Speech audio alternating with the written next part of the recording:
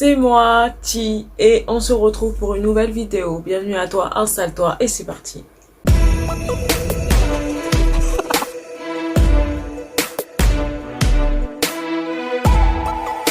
Avant toute chose, abonne-toi à ma chaîne juste là. Tu verras ma tête qui va apparaître juste ici. Tout ce que tu auras à faire, c'est de cliquer dessus. Suis-moi sur les réseaux sociaux, Instagram qui va apparaître maintenant, ainsi que Snapchat si jamais tu n'as pas...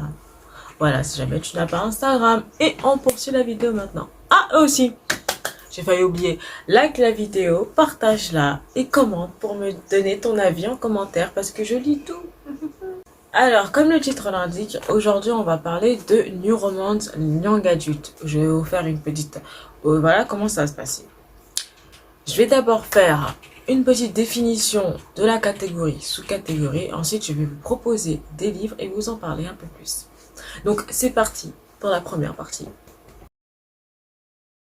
Alors, d'après Babilio, je crois, oui, d'après Babilio, la New Romance n'est pas une sous-catégorie. On va plutôt parler de New Adult, de Young Adult, pour décrire en fait des livres qui seraient dédiés aux personnes qui raconteraient des péripéties de développement sexualité, développement de carrière, tout ce qui est slide of life du début de carrière, de la rentrée. C'est pour ça qu'on dit New Adult, parce que tu rentres dans le monde de l'adulte de 18 à 30 ans.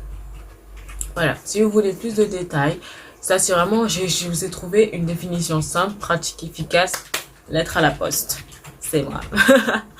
Et du coup, je vais mettre tous les trucs en barre d'informations et si vous voulez aller checker pour avoir beaucoup plus de détails.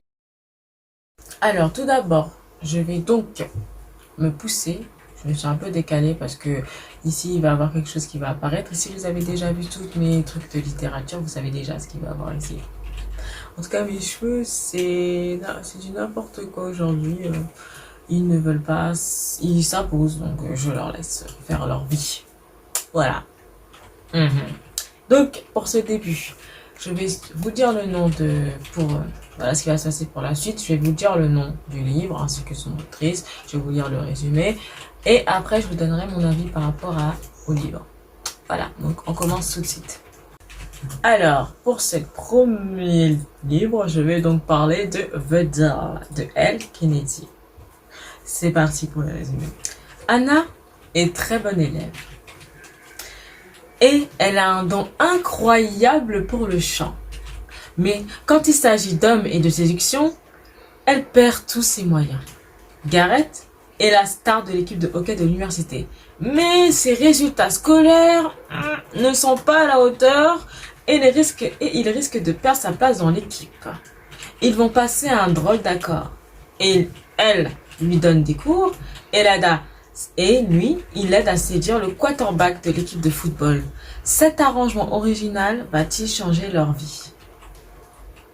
Tadada! Alors, que dire de... alors, tout d'abord, sachez que le livre Off Campus, les livres Off Campus en 4 tomes. Vous avez le Deal, le premier, The Goal. Après, je crois qu'il y a The Mistake. Et je sais plus c'est quoi le dernier. Je sais plus. Le Score, voilà. Le Score. Enfin, c'est pas vraiment dans l'ordre. De toute façon, vous allez les voir apparaître juste ici. Et franchement, ça raconte en grosso modo la vie... ça fait partie du Young Adult, en fin de compte. Ça raconte la vie de la carrière des personnes et tout. Ça raconte donc les péripéties de la fac, des étudiants de la faculté de Briard. Et pour le premier tome, on va parler de Anna et de Gareth. Non mais franchement, Gareth!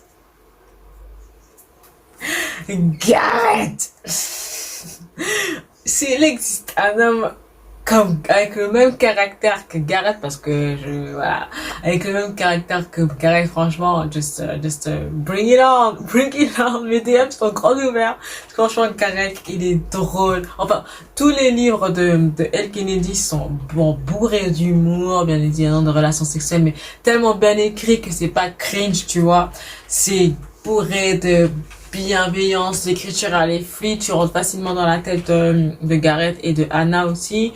Le point de vue est plutôt original. Un coup t'es Gareth, un coup tu es Anna. Du coup ça te permet de voir, d'observer d'autres perspectives parce qu'en tant que femme des fois on sait pas qu'est-ce que ça fait d'être dans les choses d'un homme et vice-versa aussi en même temps.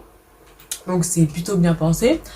Ensuite, le livre, il traite vraiment de sujets en dépit de tout ce qui est développement et tout ça. Oui, ça traite aussi des sujets comme le viol, la maltraitance, des trucs comme ça. Enfin, pratiquement tous les livres de Elle Kennedy traitent obligatoirement d'un sujet assez, on va dire, pointilleux, mais avec une touche d'humour. Voilà, franchement, je vous le recommande à 200 000 fois. Nous allons donc passer au deuxième livre et ça va être Briard U, Université de Briard, The Play de Elle Kennedy. Hunter fait sa rentrée universitaire avec un seul but en tête. Ne plus avoir de petite amie. L'an dernier, il s'est laissé distraire par sa vie amoureuse, ce qui lui a coûté sa saison de hockey. Cette année, il a décidé de renoncer aux femmes. Son équipe passe son premier, d'autant qu'il en est capitaine.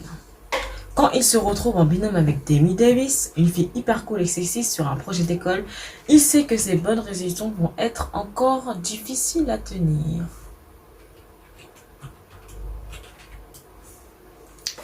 Que dire? Que dire? Que dire? Que dire? Honnêtement, il y a tellement de choses à dire que je ne sais pas par où commencer. On va faire en attendant. Vous savez, comme pour le précédent, Briard U est actuellement à 4 tomes aussi, avec The Play. Ensuite, 2 autres que j'ai pas encore lus, mais que j'ai hâte de recevoir et de lire. C'est vraiment génial. En plus, le personnage principal, enfin l'un des personnages principaux, a une ethnie différente, c'est-à-dire que Demi est afro-latine, donc c'est génial. Donc ça intègre un peu plus les minorités, des trucs comme ça. Donc franchement, c'est sympathique. L'histoire est totalement drôle. Hunter est vraiment hilarant. Le personnage de Demi fait l'objet. En fait, c'est ça qui est bien avec Elle Kennedy, c'est que pratiquement tous ces personnages féminins sont des femmes fortes, des femmes réelles en fait, des femmes fortes mais sensibles ou pas le terme forte mais quand même qui ont la niaque dans la vie et tout ça. Et franchement, c'est génial. L'histoire se passe vraiment toujours dans un contexte de campus, de trucs scolaires et tout, avec beaucoup d'humour. Ça nous raconte un peu comment ça se passe, les ruptures, des trucs comme ça. Et aussi, franchement, je crois que ce livre est un livre de développement personnel. Parce qu'il y a tellement de choses à dire, mais j'ai pas trop envie de spoil, you know. Lisez-le. De toute façon, tous les livres vont être en barre d'informations. Tout ce que vous aurez à faire, c'est de cliquer et hop, vous l'avez. On arrive donc au dernier livre, le 3e livre. Ça va donc porter sur The Silence Water de Brittany C. Treary. Je serai toujours là pour écouter ton silence. Notre vie est faite de moments. Certains sont terriblement douloureux et chargés des chagrins d'hier. D'autres sont merveilleusement optimistes et gros des promesses de demain. J'ai connu beaucoup de ces moments dans ma vie, des plus déchirants aux plus incroyables. Il était toujours là. J'avais 8 ans quand j'ai perdu ma voix. Une partie de moi m'a été volée et la seule personne qui pouvait vraiment entendre mon silence était Brooke.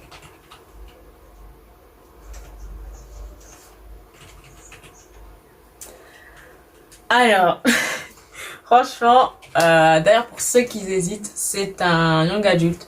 Parce que comme je vous l'ai dit, la traduction de young adulte, ça parle de l'évolution de carrière, tout ça, développement personnel d'une personne âgée de entre 18 et 30 ans. Donc même si dans ce texte-là, ça parle aussi des relations sexuelles aussi, même si c'est pas du truc grave prononcé, ça fait quand même partie, même si c'est pas à 50 nuances de grès, c'est quand même du young adulte en fait. Donc voilà, pour la petite parenthèse. Donc, que dire? En fait, faut savoir que ça fait longtemps que j'avais lu ces livres et je vous le propose parce que il m'avait marqué. Déjà, on va dire Madame Cherry, elle a fait 4 tomes de 4 éléments. Vous avez le feu, l'air, la terre et le vent. Et le seul que j'ai lu, c'est celui de l'eau. Et franchement, c'était magnifique. Et ces 4 tomes racontent vraiment des moments assez, on va dire, marquants. Vraiment, genre, je te tape dans le fion et tout. Et c'est assez lourd, mais c'est tellement écrit d'une manière fluide et poétique que, ouais, elle a rendu la merde acceptable. Ouais, la merde, c'est comme si tu mettais de la merde et genre tu mettais un petit ruban ou un truc comme ça, tu vois. Elle a rendu les choses vraiment, les choses trash, fluides et poétiques. Du coup, c'est plus acceptable pour ceux qui sont aussi sensibles que moi à lire ce genre de choses. Franchement, vous racontez l'histoire d'une fille une petite fille qui a eu un accident il y a 8 ans, et cet accident en question a fait en sorte qu'elle a perdu sa voix, qu'elle pouvait plus parler, et du coup ça a duré je crois jusqu'à ses 20 ans, un truc comme ça. Et elle était toujours là avec Brooke. Brooke, c'est l'un de ses amis d'enfance qui est toujours resté à ses côtés et tout. C'est une histoire d'amour passionnante, avec beaucoup de passion. On voit à peu près, on peut comprendre, on va dire pas comprendre un peu ce que les muets peuvent ressentir. C'est pas ça, mais on va dire que c'est juste le haut de l'iceberg, vous voyez. Et franchement, il est super intéressant, super prenant. J'ai même l'intention d'acheter les autres livres, donc très bientôt d'ailleurs. Et franchement, j'adore. N'hésitez pas. De toute façon, tout sera en barre d'infos. Je peux pas tout trop vous en dire parce que sinon après, je vais vous spoiler. Du coup, je vais rester vague tout en étant précise. Donc, j'espère que ça vous ira. Voilà. J'espère que la vidéo t'a plu. Je sais, c'est court, mais bon, j'essaye de tenir les engagements que je me suis faits. Donc, faut pas dépasser les 15 minutes. Parce que, voilà, 15 minutes de vidéo, ça suffit amplement, je trouve. Et après 20 minutes max, on va dire. De toute façon, c'est vous qui avez choisi 20 minutes max de vidéo. Donc, j'essaie de pas dépasser. Donc, voilà. C'est pour ça qu'il faut me suivre sur Instagram plus précisément. Parce que c'est là que je mets des sondages et que vous choisissez comment vous voulez voir les choses en fait. Du coup, moi, je vais vous laisser là. Il est quoi? Il est quelle heure? Je sais même plus quelle heure il est. Je crois que j'ai commencé tôt. En plus, il est 13h58. Je vais déjà commencer à faire le montage de cette vidéo et préparer la vidéo de la semaine prochaine. Du coup, je vous fais des trop gros poutous sur vos petites joufflues. Et je vous dis à la semaine prochaine. À la semaine prochaine, à vendredi 21h. Bye. Ah! Abonne-toi et partage ma vidéo aussi.